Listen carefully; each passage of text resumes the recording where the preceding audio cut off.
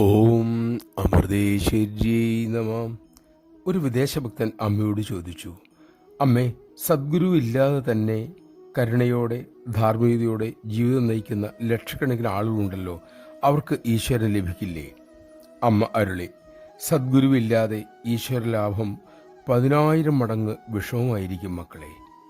പക്ഷേ ഒരുവൻ്റെ ഈശ്വര ദർശനത്തിനുള്ള നിഷ്കളങ്കമായ ആഗ്രഹം മൂലം ഭഗവാൻ അവന് ദർശനമേകും. ഗുരുവിനെ കിട്ടിയിട്ട് മാത്രം കാര്യമില്ല, ആധ്യാത്മികമായ പക്വത കൂടി വേണം. ഒരു പണ്ഡിതന് വളരെയേറെ പഠിച്ച ഒരു തത്തയുണ്ടായിരുന്നു. പക്ഷേ അജ്ഞാനിയായ ഒരുവൻ്റെ കയ്യിൽ കിട്ടിയപ്പോൾ ആ തത്തയെ അവൻ കൊന്നു തിന്നു. അവൻ മാംസം മാത്രമേ കണ്ടുള്ളൂ. പക്വതയില്ലാത്ത ശിഷ്യന് ഗുരുവിന് ലഭിച്ചിട്ടും വലിയ കാര്യമില്ല. നമഃശിവായ. ഗുരുവിൻ്റെ ഉപദേശങ്ങൾക്കനുസരിച്ച് ജീവിക്കാൻ ശ്രമിക്കുക എന്നുള്ളതാണ് പക്വതയുടെ ആദ്യത്തെ ലക്ഷണം. ഗുരുനാഥൻ വഴി കാണിക്കുകയുള്ളൂ, നടക്കേണ്ടത് നമ്മളല്ലേ.